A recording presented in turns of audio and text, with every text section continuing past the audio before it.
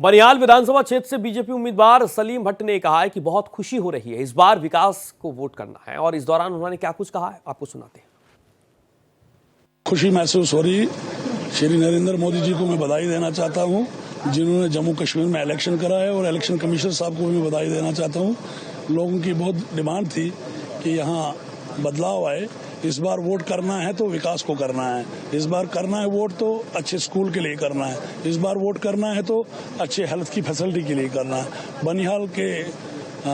बनिहाल में भी hospital, children hospital होना चाहिए, उसके लिए वोट करना है। तो मैं लोगों से अपील करता हूं, घरों से बाहर निकले और वोटिंग ज्यादा से ज्यादा करें, ताकि यहाँ विकास हो, यहाँ अमन हो, यहाँ भाईचारा हो।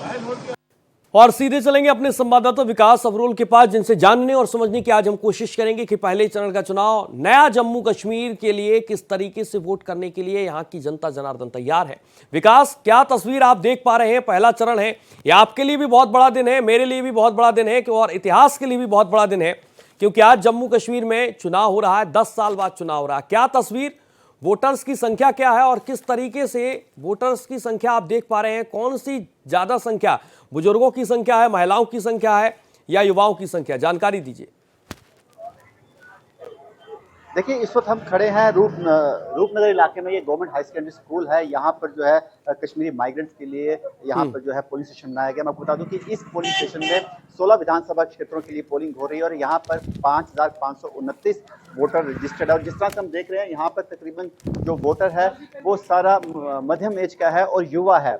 और ऐसे में जो है युवाओं के लिए एक बहुत बड़ा मौका है, क्योंकि इस बार 18 से लेकर 29 साल तक के जो युवा जो पंजीकृत हैं जम्मू कश्मीर में, वो 5.5 लाख से ज्यादा हैं। और उनमें से भी 19 साल के वो वोटर जो पंजीकृत है, जो पहली बार वोट डाल रहे हैं, वो 1,66,000 के आसपास है। तो कहीं ना कहीं इस बार जो 10 साल बाद चुनाव हो रहे हैं विधानसभा के, इसको लिए जो भविष्य है वो युवाओं के हाथ में है। इसमें पुलिस स्टेशन पे खड़े हैं। यहाँ पर अंदर जो है बहुत भीड़ है, यहाँ पे लगातार लोगों का आना जाना जारी है और अपने मतदाता के लिए वो यहाँ पर अपने विधायक के लिए यहाँ पर वोट डालने आ रहे हैं। उनका ये भी कहना है कि उनकी कोशिश ये है कि उनका जो विधायक चुन के आए, उनके इस जो 30 साल से वो विस्थापित होने का यहाँ पर दंश झेल रहे हैं, उसको ठीक करे। और हालांकि कुछ लोगों ने ये भी कहा है कि जम्मू कश्मीर पूरे के लिए ये चुनाव बहुत महत्वपूर्ण है। कहीं ना कहीं अपना एक नेता होना बहुत जरूरी है, जो आपकी लोकल मुश्किलात हैं उनको सॉल्व कर सके। जी सूर्या। बिल्कुल विकास, एक और चीज आपसे मैं जानने और समझने की यहाँ पर कोशिश करूंगा। तमाम हाई प्रोफाइल सीट हैं, उनकी क्या स्थिति इस वक्त है? और दिव्यांगों के लिए, जो दिव्यांग मतदाता हैं, पोलिंग बूथ पर उनके लिए क्या व्यवस्था है इस बार के चुनाव में? देखिए, दिव्यांग मतदाताओं के लिए यहाँ पे स्पेशल जो है एरियाज बनाए गए हैं। इवन यहाँ पर पिंक बूथ भी जम्मू कश्मीर में बनाए गए हैं, जो महिलाओं के लिए स्पेशल बूथ बने हैं।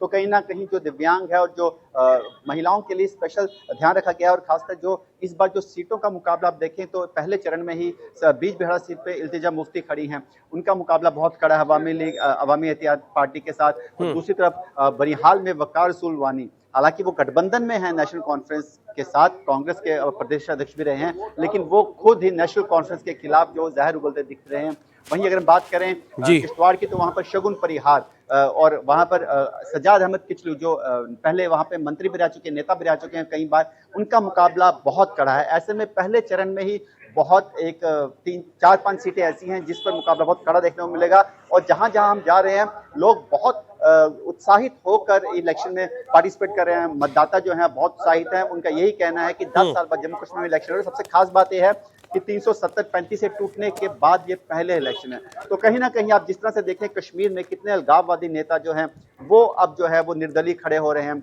आप देख सकते हैं इवन इंजीनियर शेख की जो पार्टी है, वहां से काफी जो लोग हैं वो अपने एज उम्मीदवारी नामांकन अपना भरा है। तो कहीं ना कहीं लोकतंत्र की जीत है। जहां पर एक तरफ पूरे कश्मीर में जहां पर अलगाववाद की राजनीति की जाती थी, अब वहां पर लोकतंत्र एक बार फिर से बहाल हो गया है। जी सूर्या। बिल्कुल, आज लोकतंत्र की आहुति के लिए जिस तरीके से मतदाता तैयार है और पहली आहुति है, लेकिन सबसे बड़ा सवाल यह है कि जम्मू कश्मीर की जनता सोच क्या रही है और तमाम उम्मीदवारों की किस्मत आज ईवीएम में कैद होगी। पोलिंग बूथ की तस्वीरें हम आपको दिखा रहे हैं, जहां पर मतदाता पहुंच रहे हैं। लंबी लंबी लाइनें हैं, लोग अपनी बारी का इंतजार कर रहे हैं, क्योंकि 10 साल बाद चुनाव हो रहा है। लोगों में मतदान को लेकर उत्साह देखा जा रहा है, और ऐसा इसलिए क्योंकि लंबी लंबी कतारें बता रही हैं कि लोग अपने मताधिकार का इस्तेमाल करने के लिए सुबह से ही उत्सुक हैं। 3 चरण 90 सीटें और पहला चरण आज। एक बार फिर से अपने संवाददाता विकास का रुख करेंगे। विकास, जी बिल्कुल, जो युवा मतदाता है इस बार उनका यही कहना है कि जम्मू कश्मीर में जिस तरह से ITI, IIM खुले हैं, ऐसे और इंस्टीट्यूट खुलने चाहिए ताकि बच्चे जो युवा है वो बाहर पढ़ने ना जा सके, उनको जम्मू कश्मीर में इतना पढ़ने को मिल जाए ताकि यहीं पर उनके लिए नौकरियों का एक बहुत जरूरी है। स्टार्टअप्स के लिए गवर्नमेंट ऐसी स्कीम्स लाए। अब यहाँ पे हमारे साथ एक मतदाता है, इनसे भी बात करेंगे, जानेंगे सर 10 साल बाद विधानसभा के चुनाव हो रहे हैं, 370 टूटने के बाद ये पहली बार की विधानसभा है, कितने उत्सुक हैं, किस तरह से आप वोट डालने के लिए सोच रहे हैं, किन मुद्दों पे?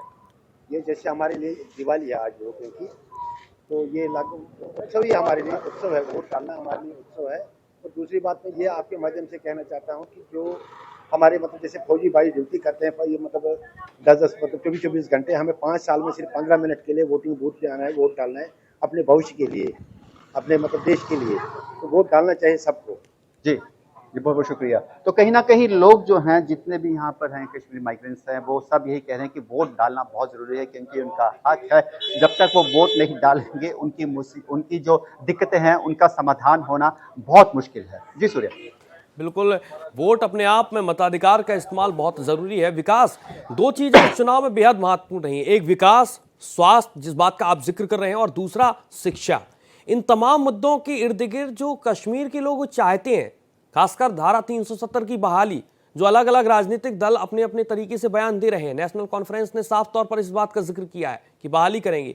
कांग्रेस इस पूरे के पूरे मसले पर मौन रही है।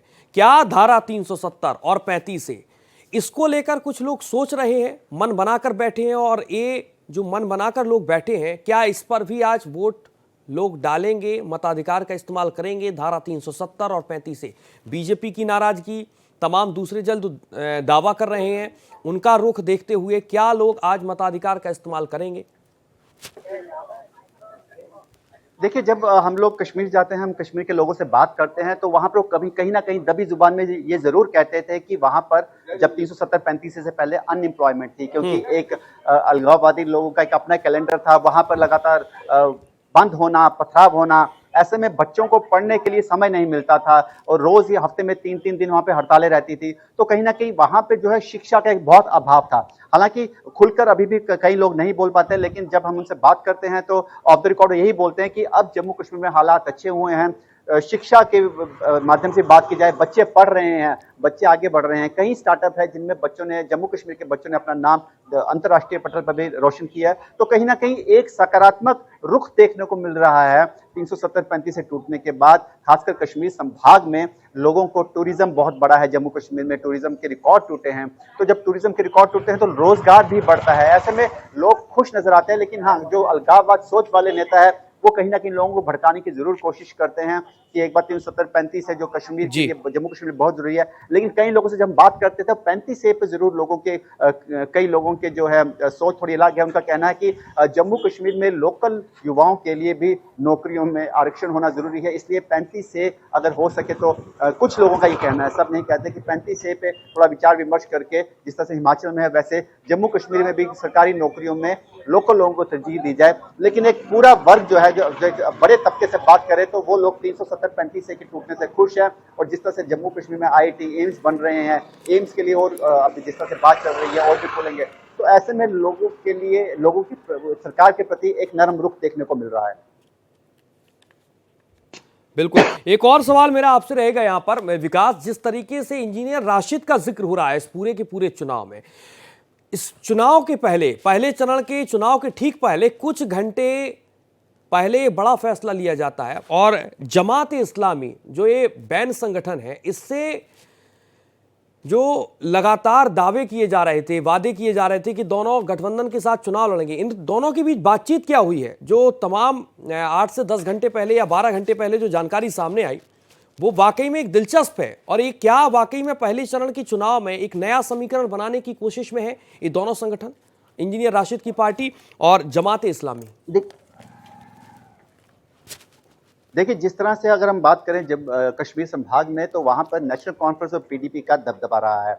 ऐसे में जो जमात इस्लामी और अवामी इत्तेहाद पार्टी जो इंजीनियर राशिद की है, इनका गठजोड़ होना कहीं ना कहीं ये सीधी टक्कर जो है नेशनल कॉन्फ्रेंस और PDP के लिए है। क्योंकि जहां पर वो एक तरफ 370-35 की बात करते हैं, उनके हक में बात करते हैं, वहां पर इंजीनियर राशिद और जो जमात इस्लामी है उनका भी कुछ इसी तरह का मोटिव है।